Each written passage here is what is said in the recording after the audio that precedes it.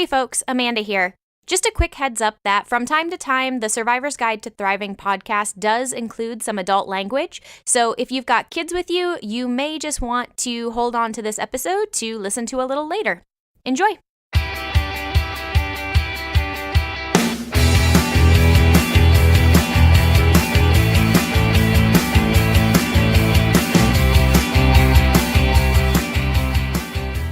Hello, and welcome to this episode of the Survivor's Guide to Thriving podcast. I'm Amanda Solman, and along with Mark Jewell, your host for this show and the creator of the Surviving to Thriving movement. Each week, we'll dive into the mindsets that keep us in survival mode and learn how to get on the path to a truly thriving life.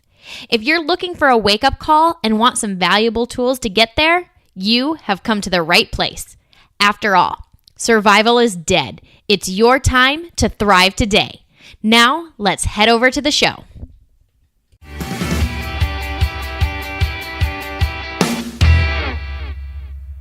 All right, welcome back, everybody, to another episode of the Survivor's Guide to Thriving podcast. This is your host and founder of the Surviving to Thriving movement, Mark Jewell, and today I have a very, very special guest on here with us that I'm super pumped to bring on. I've known him, I think, for almost like 5 years, going back half a decade or so already, but Josh Dykstra is the CEO of Strength Scope US and author of Igniting the Invisible Tribe, which I think the tagline on your book is Design the Organizations That Don't Suck, if I'm not too far.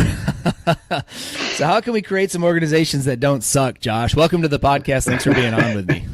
Oh, thanks, Mark. It's a pleasure, and that is the question, isn't it? How do we create organizations that are more, and I think, saying that, it's fun to say, because so many of our experiences with organizations really do suck, like profoundly. And colloquially, but I think literally they kind of suck too. They kind of suck all the energy out of us, right? Yeah. So I mean that in a very literal kind of way also, that organizations, they do a lot of taking and a lot of sucking, and they don't do a lot of giving. So my goal is, to create more life-giving places to work. Absolutely. Well, buddy, we're kind of cut from the same cloth, because as you know, our story, that's the thing that we're about, is helping people and organizations stop surviving and start thriving. And I know, when do you feel more like you're surviving than when you're going to a work, you spend 8, 10, 12 hours a day going through the suck, just trying to get through it. And not that every day sucks, but it's, when are we stuck in those drainers, frequently throughout the day. So we'll get into maybe more of the lingo around the Strength Scope stuff here in a bit. Josh, would you give us a little background on you and where you come from, how you came to be the CEO of Strength Scope US, and just fill us in, give us the 20,000 foot. Sure.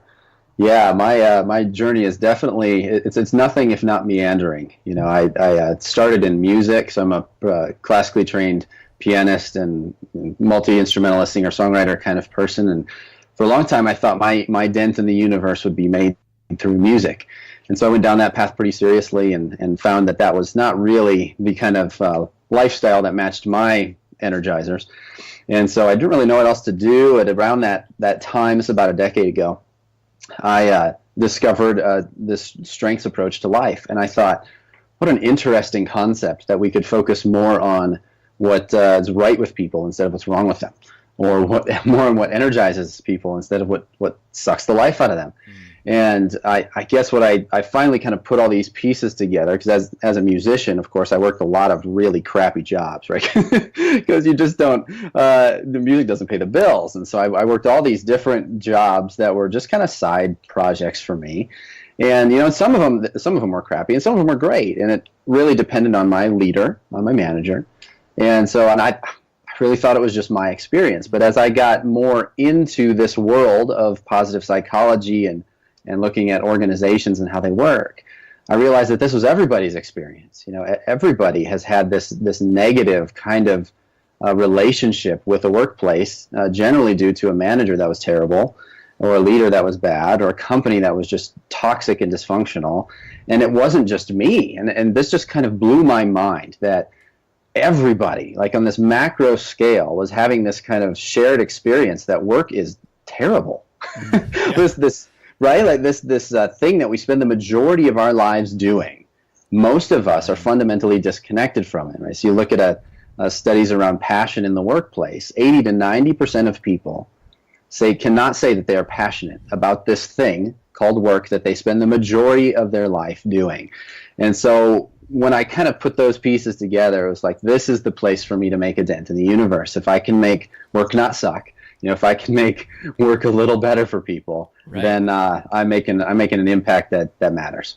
Absolutely. Well, and I applaud you for doing so. I know you've made a huge impact in our little corner of the earth up here in Omaha and throughout our organization, and then stretching into the mind sight and the eyesight of the customers that we work with, as we've made some of the stuff that you guys do as now a cornerstone of our offerings. And I definitely get that. But I want to go back to something you were just talking about here about, basically what I'm hearing you say, Josh, is people have kind of just resigned to the fact that work has to suck, right? I mean, due to that bad experience with a manager. I go back and think about my very, very first sales job, and it was 2004, and I was struggling to come out of the university to find that role, in my case, within agribusiness, which is kind of my niche, still is our niche, but trying to get into an organization when we hadn't quite retired all the baby boomers yet, and then I didn't have the right pedigree, so I found myself selling cars. Right. I didn't have the pedigree to get into the other, my ideal jobs at the time. Right. And so even though I had a degree, right. I mean, today, if you've got a degree and a pulse and you're willing to work hard, I mean, you can pretty much have a spot in any decent organization that you want to go into. I mean, that's at least in our little agribusiness sector of the world, that is what we're experiencing as of the 31st of January, 2017, when we record this. So, but, when I go back to 2004, that first sales job, and I'm a guy, I love people, right? Being around people all day is no problem for me. Enthusiasm is a huge, I can get jacked up and excited about anything, okay, as long as it makes sense to me, and I can do that. I mean, that's no problem, but I found myself 6 months into this sales role, just not wanting to go in. It was a horrible thought to me to have to go in. And I, not because the job was terrible. I mean, cars is cars, but it was the guys that I reported to that made it hell. Yeah, totally. So, I mean, I guess I see that. One of the things I often talk about, as we think about how do we describe survival, I often frame it up as this. I said, we've got all these TV shows like The Walking Dead and all the all these zombie apocalypse type movies and shows that people are obsessed with right now. And then, in my opinion, the zombie apocalypse has happened. Right? Here. Just walk into any cube farm in America and you see people just. I mean, it's drones in and out, unhappy, and not that they don't want to do anything and not that they wouldn't do anything, but I think, how do I do something about it without putting my family at risk?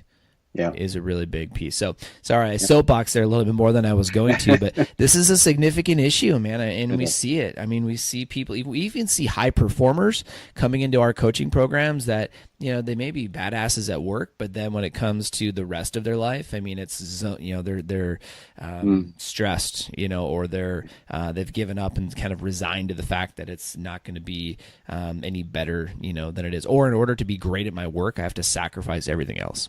Yeah. Right. Yeah. So absolutely. Largely because that's what the workplace has been designed to make us think. So anyway, I'll let you kind of roll with that, whichever direction you want. It's on one hand, it's a complex challenge. There's a lot of factors at play. Right? So we're going into these workplaces with a whole lot of preconceived notions of what work is supposed to be. And I think most of us think work is supposed to suck. So I think back to that point, it is one of the most fundamental and really important beliefs that we don't even realize we have. Is we think that work is a bad four-letter word, when actually I believe, and many people believe, that work can be one of the best parts of your life if done right.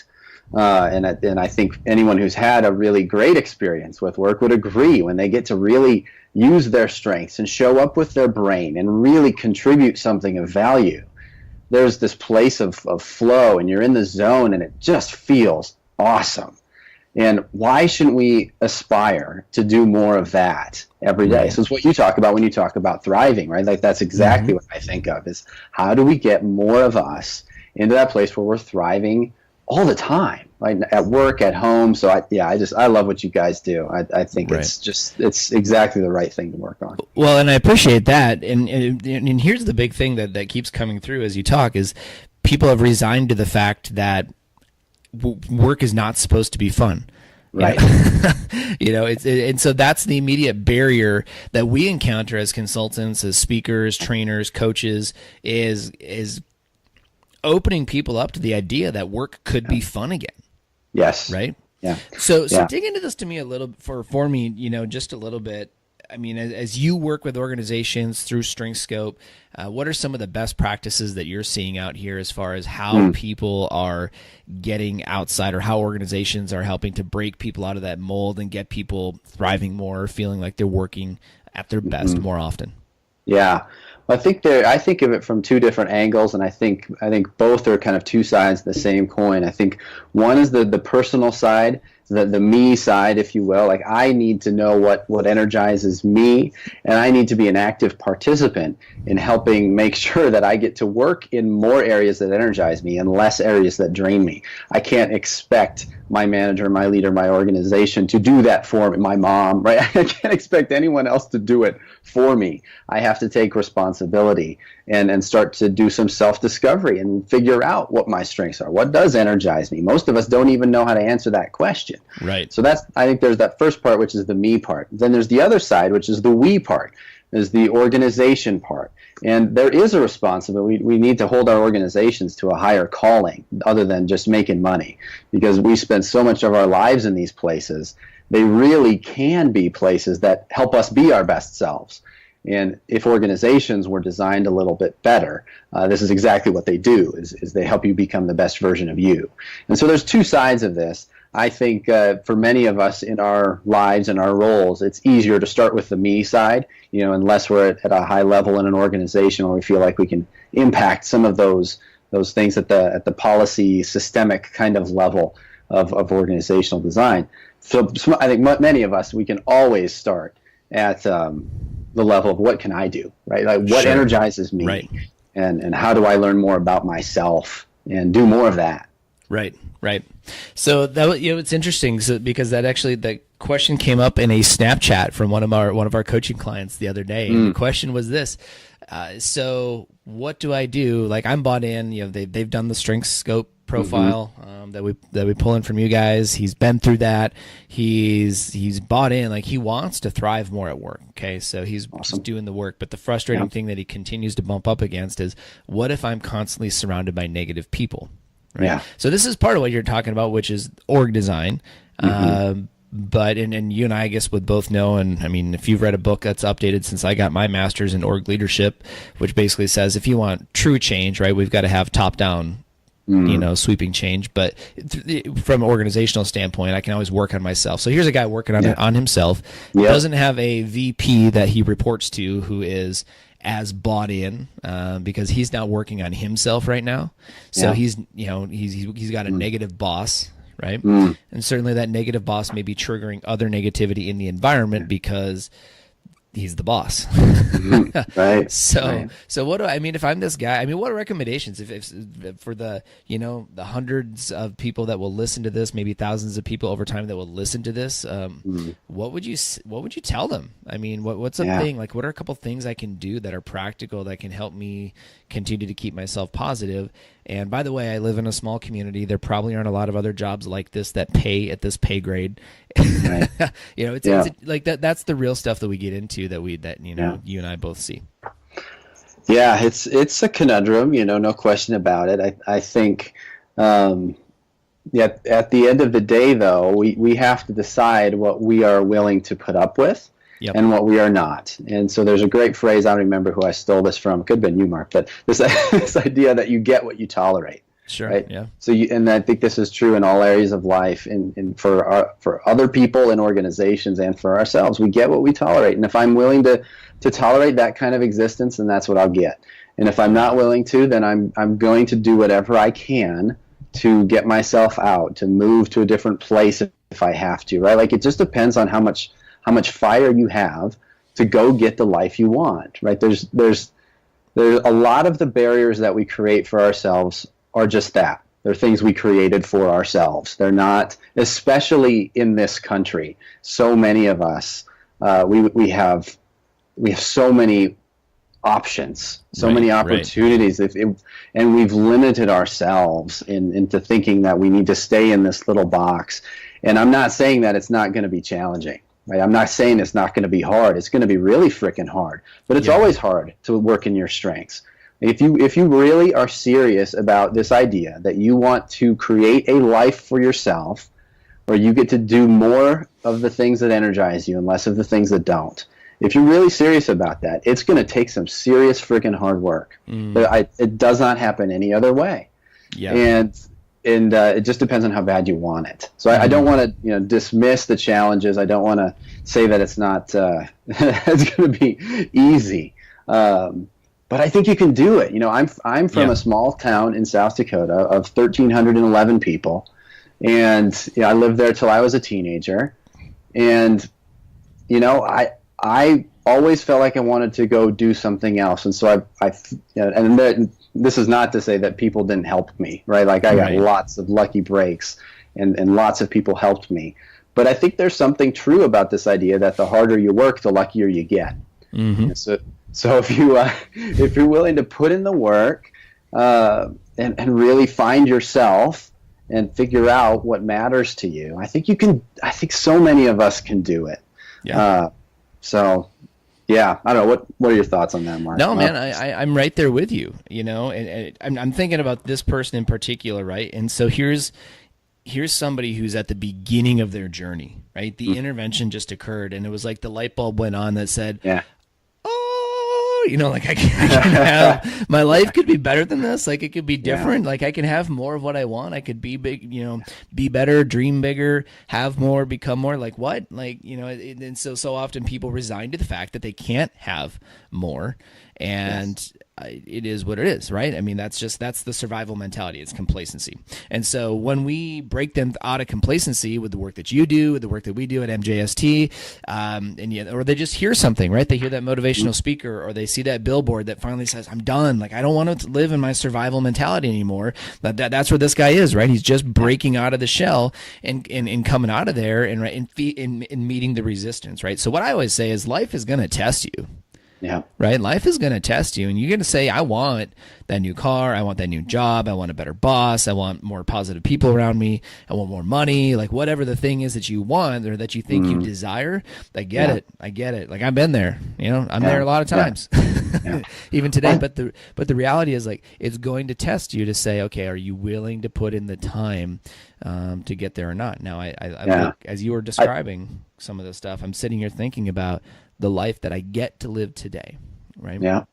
Versus the life that I was able to live 4 or 5 years ago. And dude, it's night and day. And the difference is I was willing to go through whatever it took to be able to have this. Yeah. Right. And I'm willing to go through whatever it takes to have the next, the version of me 5 years from now as well. Yeah. I think the other thing that's coming up for me that I think is really crucial in here is to, as I've mentioned a couple of times, understanding yourself better. And I think part of that is understanding what you might call your big why. What's the why that makes your heart beat faster, that makes you feel like you're willing to go through fire to get to where you want to go. If you're not clear on the big why, you won't be able to get through the trials, right? So I think that's a really important part of this process, and probably something that's more tangible for this friend of yours to think about is figure that out, right? Like, what is it that drives you? What's the big problem in the world that you'd like to help solve? What's that thing that just like pisses you off more than anything else, and you like, I need to fix this. Like, make that your career, and then figure out how to do it, because you've always got that fire underneath you. Then you're not trying to manufacture it. It's just there when you wake up in the morning. For me, it's this idea of creating organizations that don't suck, right? Like, I don't have to pretend to get excited about this. This is something that just matters to me. And Yeah. if you can find that why, I think that's just a huge part of having the stamina to get through all of the challenges that you're going to face, right? We're going to face them one way or another. You just need an anchor point to get you through it, I think. Yeah. Josh, what works for you as it pertains to getting in touch with that thing, right? A lot of people say it's their kids, or I'm driven by I want to be able to retire by the time I'm 55, or whatever the thing is. One thing I'm noticing a massive lack of, and because we've actually created this in our programs, a space, a 3-hour chunk of our 2-day event. Right. So that's 3 out of 16 hours dedicated to getting strategic about our lives, with just goal planning, just visioning, just, Awesome. dedicated time to thinking again about what's possible for me. And I found that important to me in the past. Now, what works for you in order to kind of get strategic and get connected with that why? Because it can be shifting. Yeah. For me, and I do feel fortunate to be able to have found some clarity on that. And I don't want to minimize the difficulty of that either. I feel like I searched for some clarity on that question for literally years. Right.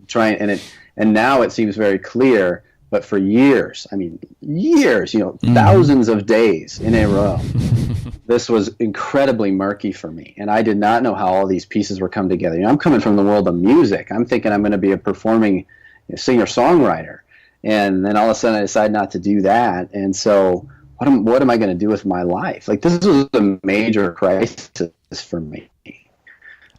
It was not an easy one, but part of it is just doing the work, right? Like pushing on, persevering, really staying in that introspective place. And I think, to your point, creating enough space to be able to actually see what's going on around us, hear what's going on around us. I think that's a hugely important thing that we are culturally, we just don't value.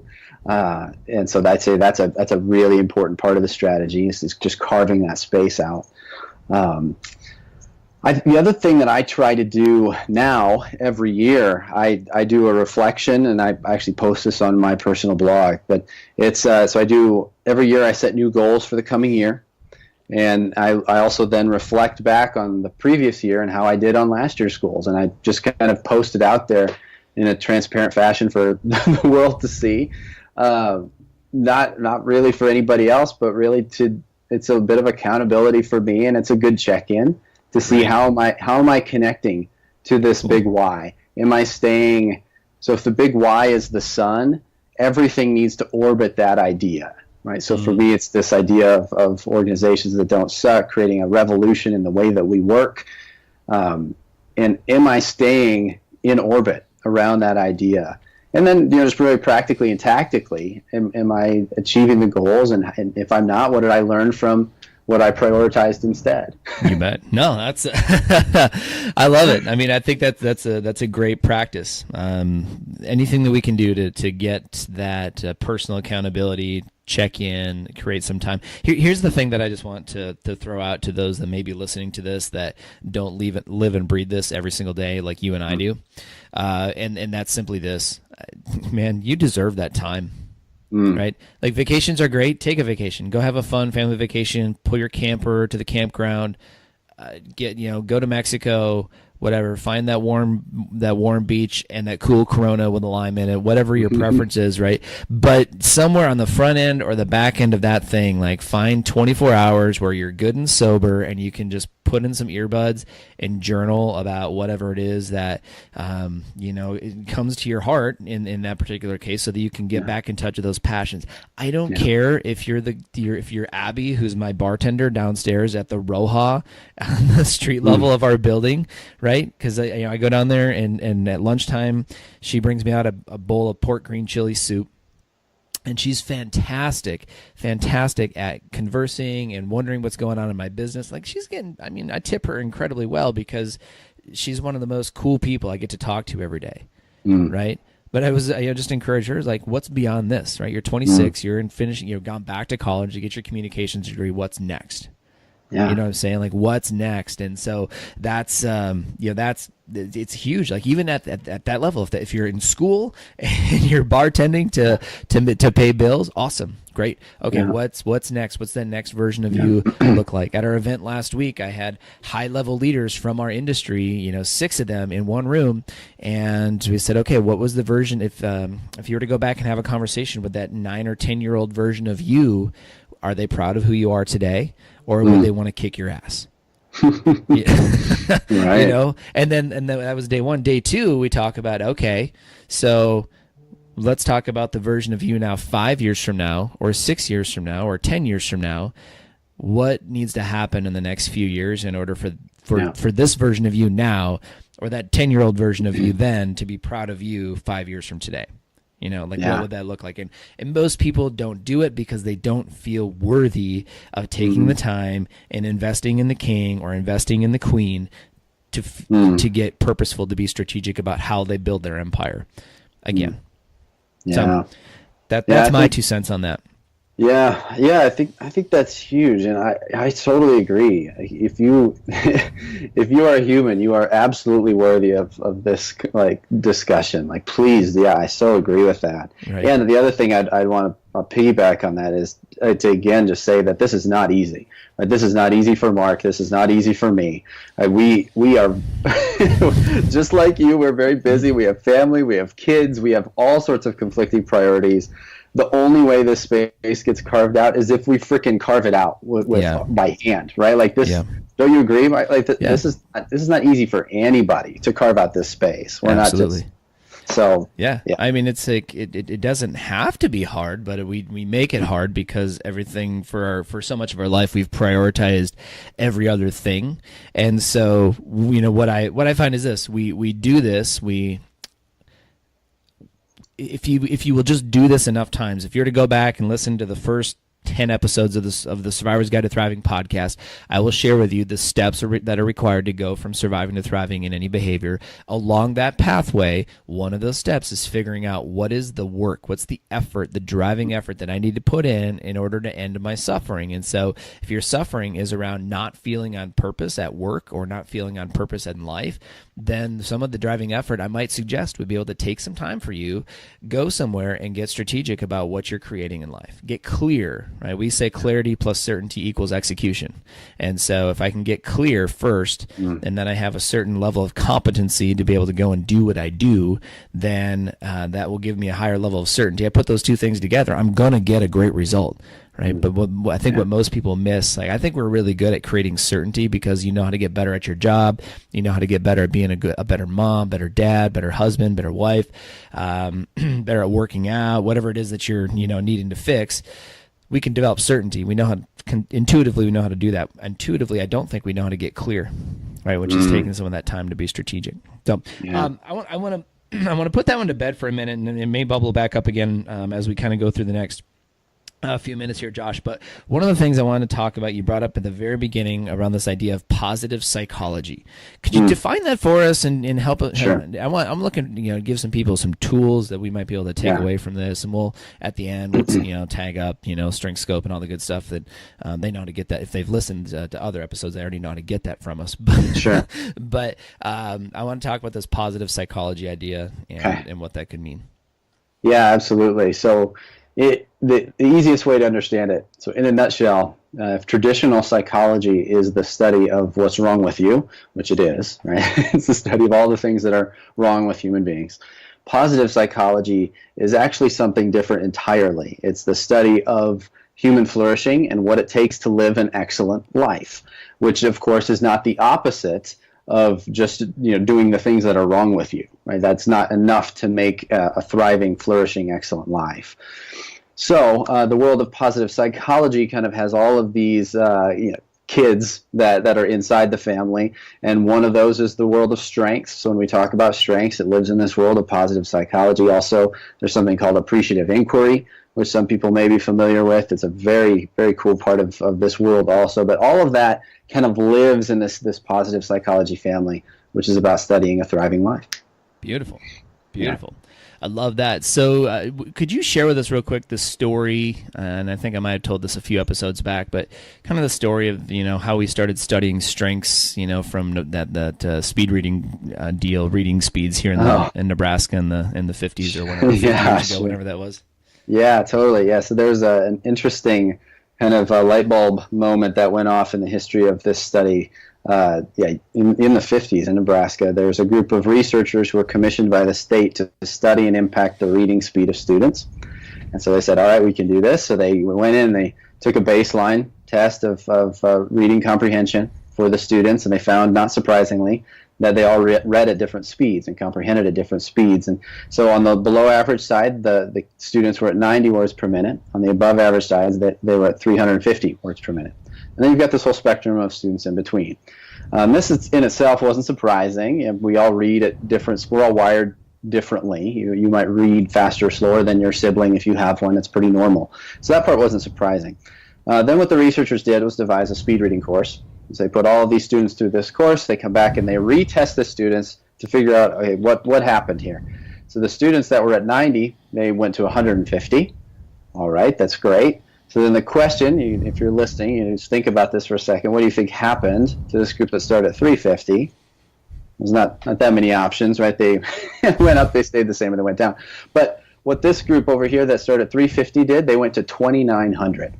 So recap, 90 to 150, 350 to 2,900. And the researchers were just blown away. They did not expect this to happen. They went back, retested the students, found it was accurate numbers. So what we learned in that moment, and what we've seen ever since, is that this is what they inadvertently tapped into, is what I would now call the strengths effect. That if you tap into an area of your strengths, you don't get a little better, you don't get incrementally better, you get exponentially better. You go from 350 to 2,900, which is just completely counterintuitive. Most of us, when we think, oh man, these kids that are at 350, how much better can they get? Well, they can actually get a lot better, and way better than the below average. So tapping into your strengths. So here's what we know, Mark, and I think this is one of the most interesting things that we've learned over the last decade or so of doing this work pretty intensely, is that human beings are physically incapable of producing sustained excellence without using their strengths. I'll say that one more time. Human beings are physically incapable of producing sustained excellence if they don't find their strengths and use them. We can't do it. It's physically impossible. That's one for the quote card right there on the on the episode promo, buddy. I mean it's huge. I mean, I'm sitting here thinking about as you're telling the story, the words that are coming through me, coming in through my mind at this moment is like, what if there's nothing wrong with us? I mean, seriously, I mean, the world is built to help you figure out all the stuff that's wrong with you, and there's a pill for it, and there's a class for it, and hell, I got 7 steps to help you fix what you're, to go from surviving to thriving in any behavior. But what if along that path we did have to consider, what if we could expedite the course along that path by not focusing on what we don't like about ourselves or what others don't like about us? What if we could figure in and hone in on what's already great about us? Absolutely. And leverage it. Absolutely. Yeah, and it's such a win-win proposition, because it's better for you, because you get to do what you like, what you enjoy, what energizes you, what fills your tank. And then the cool part about this, that's become just clearer and clearer the more research we do in this topic, is that it's not just nice for you, it's great for your job, for your team, for your organization. You do better work when you are in your zone of strength. You produce better results, you have better ideas, you collaborate better, on and on and on. There's this multiplier strengths effect that makes you excellent if you can tap into that area of your being, and it's just so much fun. Yeah, I'm right there with you. I mean, I first took the strength scope assessment that you gave me back in 2012. And that was, I went back, I looked at the front page of my printout, and it says 2012. And so we're now coming up on 5 years, probably. I was probably in the middle of the year sometime. 5 years since I have taken that assessment. Yeah. And it has been a game changer for me, because it helped me realize that this thing, like, relationship development is one of my strengths. So we'll frame this up for those that don't know about it. There's 24 different strength areas, and you will have a kind of 7, what we call your significant 7 that stand out, that are kind of your thing. And so what this assessment does, guys, is it measures energy. It measures what are kind of the areas of life that give you energy, right? So what most assessments are going to do is they're going to give you your horoscope, and they say you're normally good at this, this, and this, or you enjoy being in this, and this situation, and that kind of stuff, which is great, and that's fun to know. Like, I've never had an assessment I did about myself that I didn't enjoy reading. Right. But what this helps us figure out is, okay, so here's a thing that gives you, here's one of your energy-giving areas, right? How can we figure out how to get you spending more time leveraging that so that you can be energized all day long, and not just knowing something about yourself, but actually changing the way that you go about your day? So I took this. I found out that relationship development, developing others, like those are 2 standout energizers on my strength scope profile.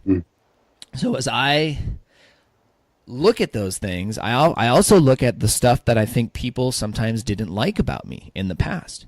And so maybe I was too talkative, or I liked developing relationships too much, and that didn't jive with the personality type of somebody that I was working with. Or I would go about doing something a different way to accomplish the same end, right? I'm after the same end game, but I do it through relationships as opposed to sitting down and muscling through, right? And doing it all myself, probably not as good as somebody else could do it. Right? So that was a game changer for me, because I recognize, like, I can go online and outsource a lot of the activities, or I can hire an assistant, or I can build a team that can do this stuff exponentially better than I can.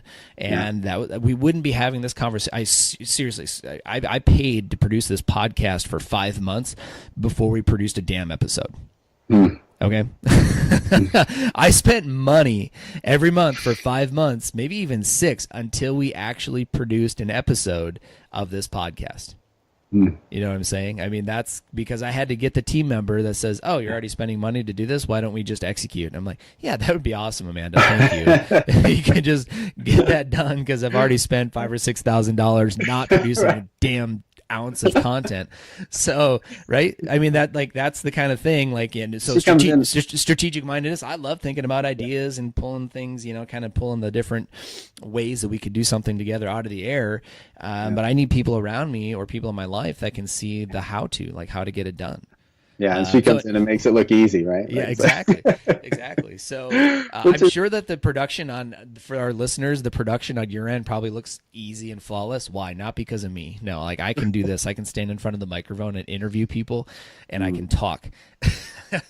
That's what I get paid to do for a living. It takes several other people on the backside to make this thing come out of iTunes or Stitcher or wherever it is that you're listening to. So anyway, So Josh, this has been a game changer for me to start thinking about my life from that perspective, to realize that, hey, there's nothing wrong with me if I just lean into these things and then figure out how to do them better and get other people around me that can do the other things. That's awesome. All right, let's just say I'm one of these folks. I'm just getting started. I'm in the corporate space, and when I look at my job description, maybe at first glance it doesn't match up super congruently with my strengths. Right.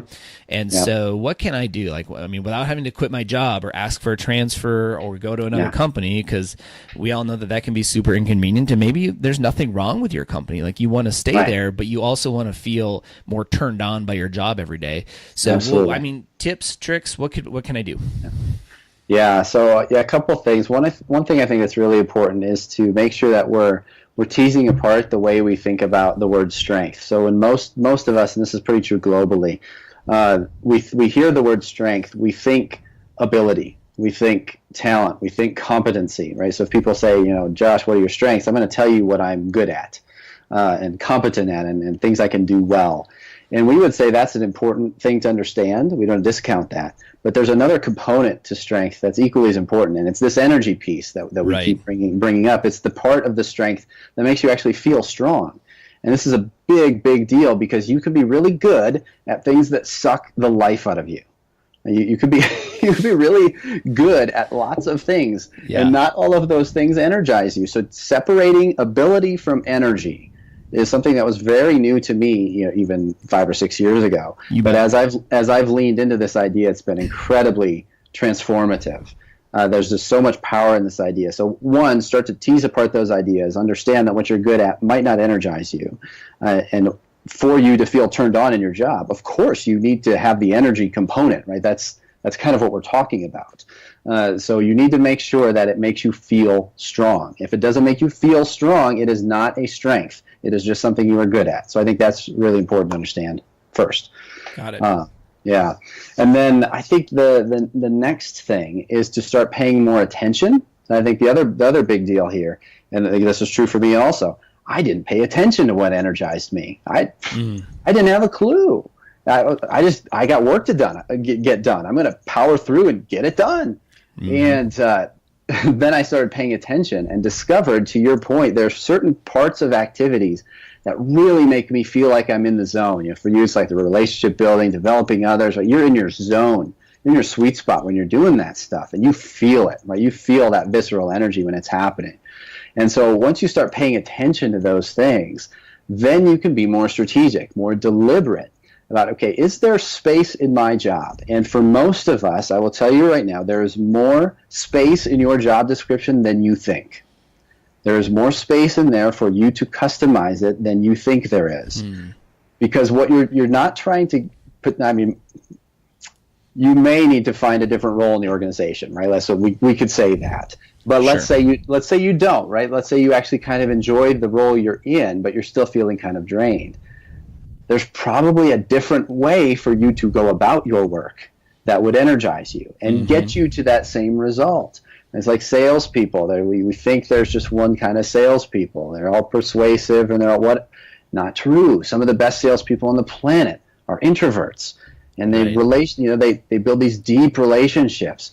And so do your work in a way that's more fitting to what energizes you, what makes you come alive. Yeah. And the trick here too is to remember that, especially if you're in like a hierarchy kind of organization where you've got a manager, this is better for them, right? If you align your work with your strengths, you are going to do your work faster. You're going to do it better. You're going to do it with more engagement, which are the things that they get, they get measured on that engagement stuff in many places.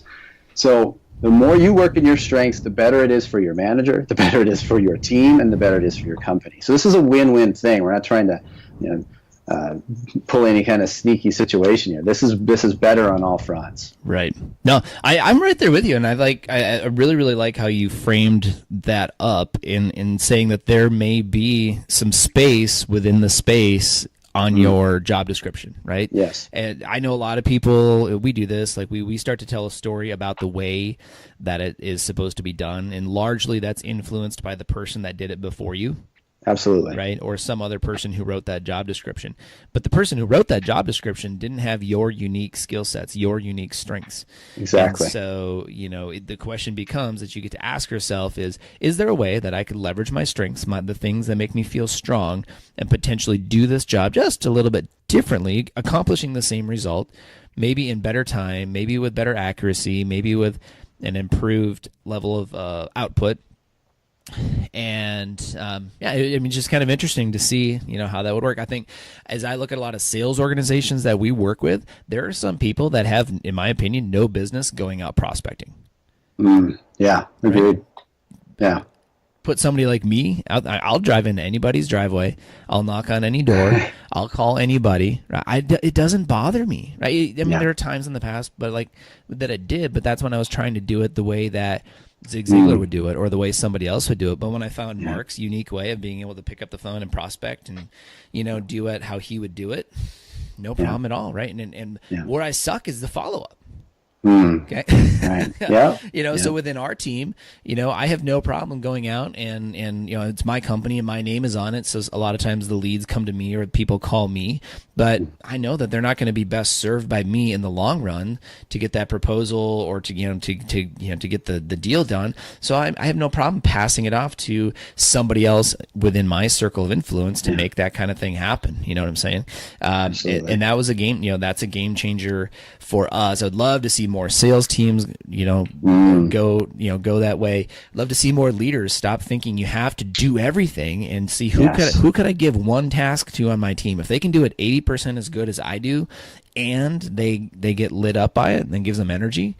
Okay, let's start bringing them on board and let them do some of the logistical stuff, or let them do inventory, let them count the cash register. You know what I'm saying? Like, I'm just thinking basic stuff here. Seriously. So, Josh, we've got 4 minutes left before the top of the hour here, and we both got tight schedules. So, could you bring us in for a landing with any last thoughts or comments, and then wind up with how we can get in touch with you? Yeah, let's see. So, well, the thing that was just kind of coming up for me as you were telling your last story there is that there was also this tiny little mention in a book called Strengths-Based Leadership, which was published a number of years ago. And this group was published by Gallup, who's done a lot of great work to evangelize the strengths concept over the years. And one of the tiny little mentions in that book is they talked about they've studied the best leaders in the world. Right? It's Gallup, right? Gallup poll. Like they're research crazy. They just can't stop. And so they study tens of thousands of the best leaders in the world, hoping to find, presumably, some common strengths across all these leaders. And they do all this research, and they look at all these leaders, and they find that the number of strengths that these great leaders have in common is 0. They don't have any strengths in common. And so what's going on here? Well, it turns out they do have something in common. And the bottom line is this: if you want to live a life of impact, you need to find what strengthens you.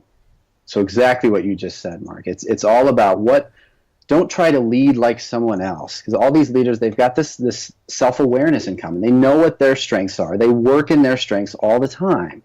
They don't try to be Steve Jobs or Zig Ziglar, right? They try to be more like Mark or more like Josh, and we lead more like us, and that's what makes us impactful. So no matter what role you're in, no matter what level of an organization you're in, if you want to be more impactful, figure out what energizes you, what makes you feel strong. Don't try to be like someone else. Be more like you, and that's what makes you powerful and will help you thrive. Beautiful. I love it. I love that story about leaders, and I mean, there is no, there is none. Book recommendation. You'll be able to see the video on your side. They won't, but The End of Average. Okay? And so, guys, if you're listening to this is a book that I took away a lot of value from. But one of the things that they found is Air Force pilots, Army Air Force pilots, after the Second World War were crashing all the time. And so what they found the cause was, long story short, is that the cockpits of these airplanes had been built for what was considered the average-sized American military pilot. Okay, so somebody decided to look into why were all these planes crashing, and the pilots were blaming it on the engineers were blaming it on the pilots, and there was no resolution. Somebody decides to do a study. He measures 1,000 pilots, does a research study, and measures all of them, looking to see, okay, what's the average torso, what's the average arm length, what's the average leg length, and then we'll just recruit people that would fit the dimensions of what a pilot should be. And they do the research study, and they find that there is no average. There's no average American male size. It doesn't exist. You can't put a number on it. And so, so this way, like, now you get in your car, right, and you can adjust your seat. You can hit the bucket seats. You can pull it forward, push it backwards, right? You can raise it up. You can raise it down. That all came from that study when they recognized that in order to fly these planes and to keep our boys safe back then, they had to do something different. So, Josh, thank you so much for being in here with us today. This has been awesome. We're going to link up stuff, guys, in the show notes to get you back to StrengthScope US, to Josh's personal blog. I personally get a lot of value just by knowing this guy, but by consuming some of the content that he puts out there. So, guys, please check into him. If you need to get some StrengthScope going for your organization, or have questions about adding on some of the stuff that we've already done for you, hit us up. up, get in touch with myself or Amanda, Mark at markjeweltraining.com, Amanda at markjeweltraining.com, or Wade.Johannes at markjeweltraining.com. Everybody can get you taken care of. And just pop over to the website. Guys, if you're looking for additional information, relevant content, blog posts, some of the stuff that we've put out there on this very topic, head on over to markjeweltraining.com. That's our website, markjeweltraining.com, with lots more relevant information, and all of our previous podcast episodes should be linked up right there on the website. So Josh, thank you so much for taking the time to be in here with me today. It's been a pleasure riffing on this whole concept with you. I know we share the same viewpoints for the most part, and it's fun to kind of bring some value to the world. Hopefully help somebody discover how to start living in their strengths and start thriving again. Absolutely. That's what it's all about. Thanks for having me, Mark. Cool. Thank you.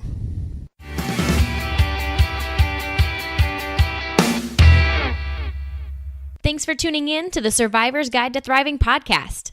You can find the show notes and links to all the resources mentioned in this episode by heading over to markjeweltraining.com/podcast. And if you feel so inclined, we'd love it if you could head over to iTunes and leave us a rating and review. That's what helps us move up in the charts so that more people can find us and start their surviving to thriving journey. See you next week.